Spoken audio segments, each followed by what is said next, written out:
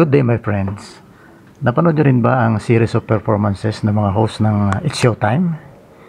Maganda ba? Ito ang kanilang 14th year celebration kung hindi ako nagkakamali.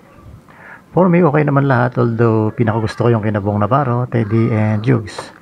About famous comedians na wala na sa mundo tulad din na Dolphy, Chiquito, Tintoy, Chichay at iba pa. Yes, okay lahat. In my case, halos ay sa YouTube ko napanood lahat yung kina TBJ lang ang tinapos ko.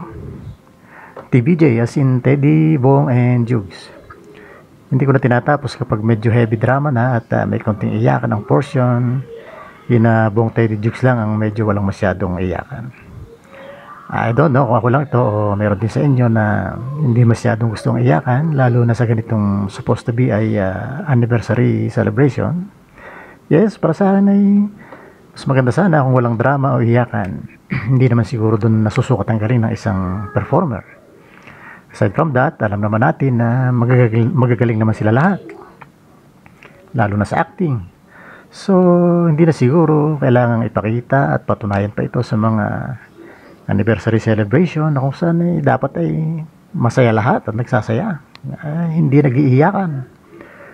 Opinion ko lang naman yan at maaaring hindi sasang-ayon ang marami, lalo na yung may hilig sa drama, soap opera at K-drama, yung mga fan ng let's say mga abot kamay na pangarap, ganyan, at saka itong iba-iba pang mga drama sa TV at sa YouTube din, sa mga iba't ibang platforms.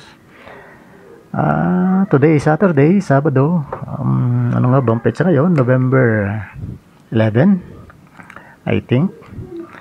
And by the way, my wild guess is the group of Bong, Ted, and Jugs will take home the bacon mamaya. Sa tingin ko ay sila ang mananalo. Yan ang aking gut feel. Kayo people, my friends, ano ang hula nyo? Again, magagaling naman sila lahat. Pero iba ang impact nung kina TBJ or Teddy, Bong, and Jugs. So, ano sa tingin mo, kaibigan?